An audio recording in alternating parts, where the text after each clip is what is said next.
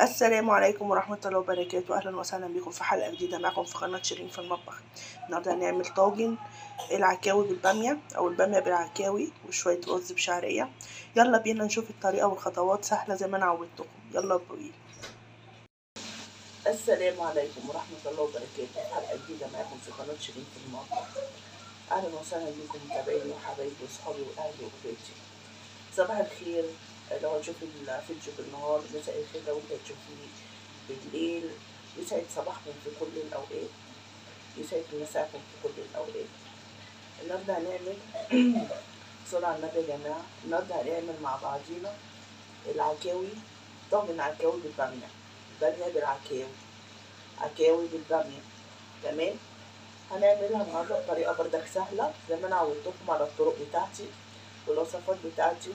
يلا بينا نشوف احنا هنعمل ايه مع بعض. معايا دلوقتي معلقتين سمنة اللي انت عايزة تعمليه، بس هو المستحب ان انت تعمليها بسمنة ما تتعملش بزيت.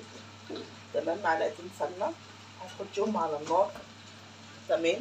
هتسيحيهم وبعد كده هنبدأ ننزل عليها بالايه، بالعكوة بتاعتي. هنديها تشويحة وبعد كده ننزل عليها بالايه، بالبصل. انا كنت هعملها يا جماعة بالبصل، لقيت عندي بامية في الفريزر، رحت طلعتها وقلت ايه اعمل معاها. هنبدأ نقلبها كده وكده اما تاخد لون كده معانا.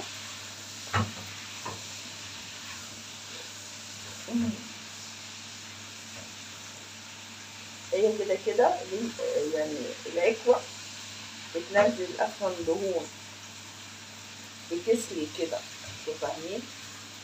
يعني هي دسمتها كتيرة، دهونها كتيرة. اللي معرفش يعني ايه عكوة، اللي هي يا جماعة لا مؤاخذة الديل بتاع العكوة، الديل بتاع العكوة، عشان في ناس كتير ما تعرفهاش. أكلة حكاية مكنتش بحبها. تمام.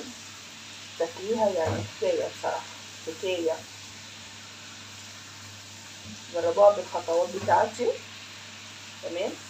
هتعجبكم قوي وطريقتي سهلة جدا. هنديها كده من كده مع بعضينا وبعد كده هنشوف هنعمل ايه مع بعض. دلوقتي العكوة بتاعتنا كده اتشوحت كويس اهي اهي. انا كده بالنسبة لي كويسة اهي. بصوا اتسلقت ازاي سمنة كمان الدهن بتاعها.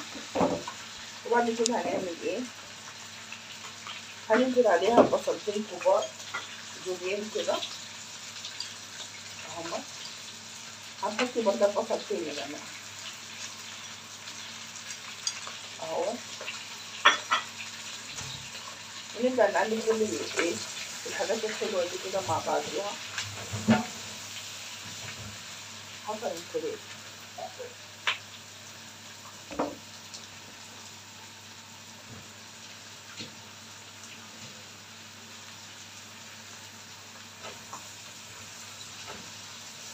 نبدأ بقى نقلب كده ونبدأ نحط البهارات بتاعتنا. نحط شوية فلفل اسود حلوين كده، أي طاجن بيحب الفلفل الأسود. نحط شوية جوز الطيب مش كتير. تمام. شوية حبهان اهو، شوية ورق لورا،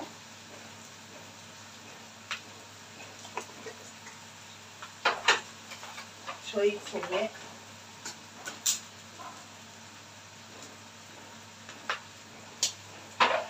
ونقلب برضه كل الأشياء الحلوة دي كده مع بعضيها اهي.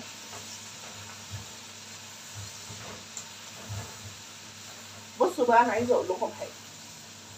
لو أنا أعمل اللحمة دي ببصل، اللي هي العكوة دي ببصل، هقطع عليها البصلتين كده. تمام. وأقطع بتاع حوالي كيلو بصل تاني او كيلو الا ربع بصل تاني، نفس القصه. البصل اللي هو بيدوب مع سوى الايه، مع سوى العكوه نفسها. لو انت هتدخليها في طاجن باميه انت كده بتستكفي بالبصل. دلوقتي هنحط شويه ميه صغيرين كده، حبه حبه، لغايه لما تستوي ايه معاكي. انت بتشوفيها استوت ازاي، هوريها لكم لما تيجي تستوي. تمام. هتوطي عليها النار تستوي على راحتها وتغطيها. تمام. تاني هنقول الكلام ده تاني. بصوا يا حبايبي كلنا عندنا برد. لو انت هتعملي العكوه ديت ببصل، هتقشري عليهم بصلتين زي اللي انا حطيتهم كده كبار حلوين، وتشوحي العكوه بتاعتك نفس الطريقه. تستوي معاكي العكوه، انزلي عليها بمقدار البصل اللي انا قلتلك عليه، اللي هو حوالي كيلو الا ربع او نص كيلو بصل، بس يكون البصلايه كبيره. عفوا، بس يكون البصلايه كبيره. ليه اسمه طاجن عكوه بالبصل؟ لازم يبقى بصله كتير. تمام. لو انت هتدخلي العكوه دي كطاجن، يبقى احنا كده هنكتفي بالايه، بالبصلتين الكبار دول، عشان لسه هنحط بصل فين في الباميه وهنسويها مع بعض. هحضر الحاجه وارجع لكم تاني. رجعت لكم تاني وهنعمل دلوقتي مع بعضينا الباميه. تمام. وادي العكوه بتاعتي اهيت.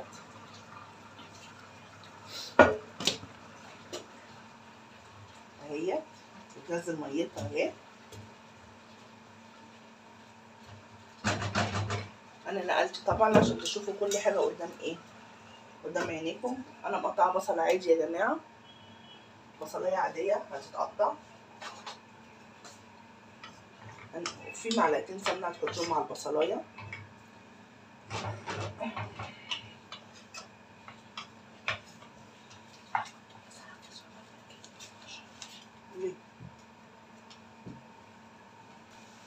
دلوقتي البصله دبلت معانا او ما دبلتش، السمنه ساحت معانا. تمام. هنبدا نحط دلوقتي معلقه توم. طبعا الباميه بتحب التوم يا جماعه. هنحط معلقه توم كده وخلاص.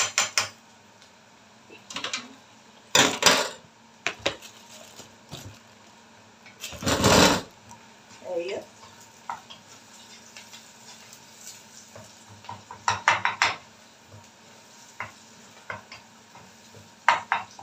الباميه مش قصه، اكله حلوه قوي قوي قوي. لها كذا طريقه وليها كذا وصفه بتتعمل. بتتعمل ويكه، وبتتعمل باميه مطبوخه عاديه، بتتعمل طاجن، وبتتدخل مع شوربه خضار، وبتتعمل ويكه بكذا طريقه برضه. وفاهمين؟ وفوائدها حلوه قوي الباميه. تمام. من اكلاتي المفضله ليا وللعيله عامه، لو كانت عيله جوزي ولا عيله اهلي انا. تمام. بيحبوا ياكلوا مني الطواجن قوي، بالذات طاجن الباميه.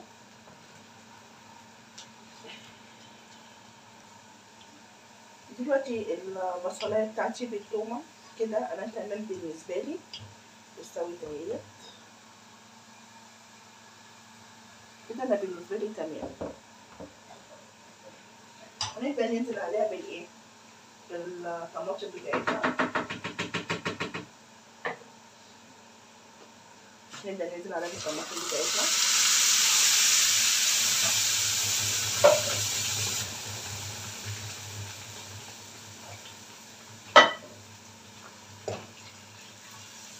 هننزل عليها كده بشويه ميه.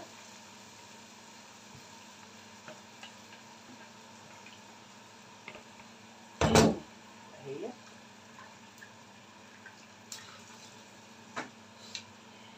ريحه العكاوي يا جماعه، اقسم بالله اقسم بالله اللي هيعملها هيقول ان انا صادقه في الكلام اللي انا بقوله. ريحه العكاوي وهم كلمه وهم دي قليله. دلوقتي اللهم صل على النبي، هنبدا نحط الايه، الصلصه بتاعتنا.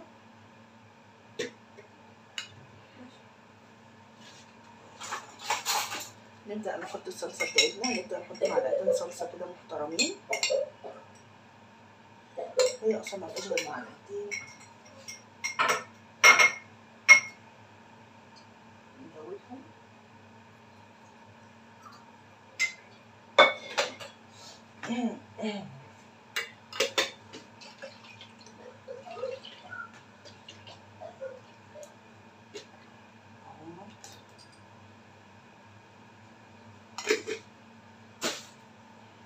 وهنبدأ نحط البهارات بتاعتنا. تمام. هنحط شوية فلفل اسود، وهنحط 7 بهارات. 7 بهارات بتاعتنا برضو نص معلقة كده.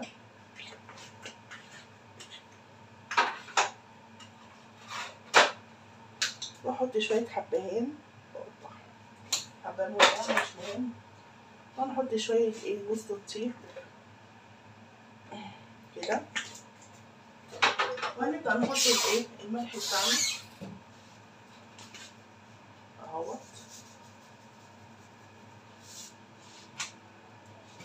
وهنحط اللهم صل على النبي معلقتين سكر.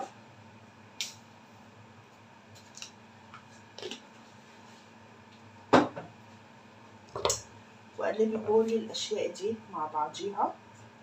تمام كده.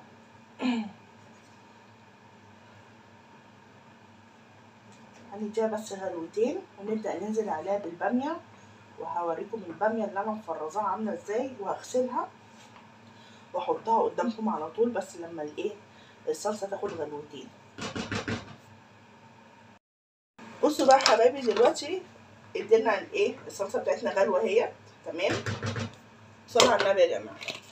ودي البامية بتاعتي اللي انا مفرزاها ازاي بقى. قمعتها وحطيتها في كيس في الفريزر، فضيته بس من الهواء. دلوقتي هغسلها واحطها قدامكم على طول. ثواني بس هغسلها وارجع لكم تاني. اديني غسلتها اهيت، وابدا احطها قدامكم. ادي الباميه بتاعتي من غير اصلا اي قصه وكاميرا ظلماها. تمام. هنبدا نسوي الاكل بتاعنا، وقرب السوا هرجع لكم تاني نشوف هنعمل ايه مع بعض. اهم خطوه بقى في نجاح الطاجن بتاعك ويبقى مميز وطعمه حلو، هي نعصر عليه ليمونه. نعصر بقى ليمونه وشموا الريحه ما اضربكم.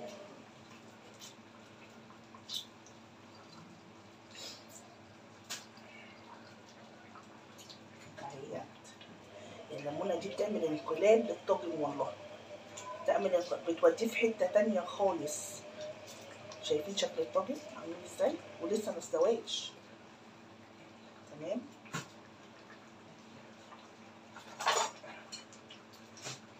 نشيل بس ماشي، هو كده هيعمل اهو. بصوا شايفين اللون عامل ازاي ولا الريحه حكايه. هنبدا هنسيبه بقى. انا قلت اوريكم الخطوات بتاعتي، مصداقيتي في الاكل. اهم حاجه مصداقيتي دي. هسيبكم يا جماعه الخير معايا وارجع لكم تاني بعد بعد ما الحاجه بتاعتنا تستوي. تمام. انا طبعا العكوه زودتها ميه، كل ما بتشرب ميتها بتزوديها لغايه لما تستوي. اول ما تستوي انا هوريها لكم. تمام. هسيبكم دلوقتي حبايبي رجعت لكم تاني بعد ما العكاوي بتاعتنا استوت، وهوريها لكم استوت ازاي. صلوا على النبي يا جماعه. اللي اول مره يشوف القناه بتاعتي ما ينساش الاشتراك واللايك. بصوا اهي كده استوت بالنسبه لي اهي. تمام. نعمل ايه بقى دلوقتي؟ هنقفل كده عليها. هي قعدت حوالي ساعتين الباميه بتاعتنا خلصت. ادي الباميه بتاعتنا برضو هنشوفها مع بعضينا بس بعد ما نحط الطاجن بتاعنا. تمام. هنبدا نحط اللهم صل عليك يا ربي. اللهم صل عليك يا ربي. هنحط هنا العكوه بتاعتنا، هنبدا نرصها في الطاجن.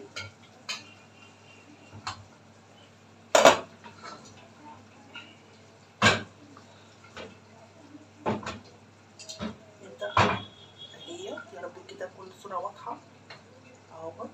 نرص كده العيكو بتاعتنا.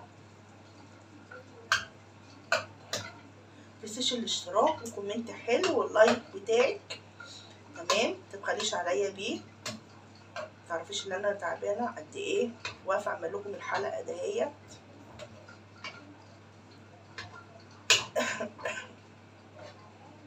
اهوت الاشياء الحلوه دي كلها. وهنعمل ايه بقى؟ شويه الصوص الباقي اهوت، ده الفايده كلها نبدا نحطه اهوت، مش هنسيب حاجه في الحله اصلا تمام. صلوا على النبي يا جماعه، صلوا على النبي. بصوا الطاجن بتاعي رصيته اهوت، كاميرا ظلماء اهوت. بعد كده هنبدا نعمل ايه بقى؟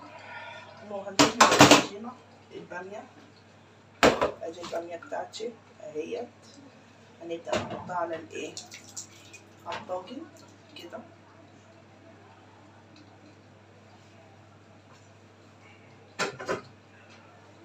ونبدا الحاجات الحلوه دي كلها. شايفين اللون عامل ازاي؟ اللون حكايه. وبعد كده بقى نحط ايه بقى؟ هنحط قرنين فلفل كده فوق الوش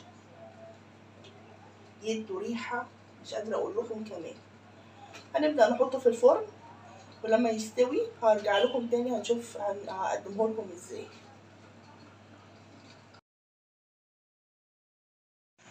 السلام عليكم ورحمة الله وبركاته، أهلا وسهلا بكم في حلقة جديدة معكم في قناة شيرين في المطبخ. النهاردة هنعمل طاجن العكاوي بالبامية أو البامية بالعكاوي وشوية رز بشعرية. يلا بينا نشوف الطريقة والخطوات، سهلة زي ما أنا عودتكم. يلا بينا.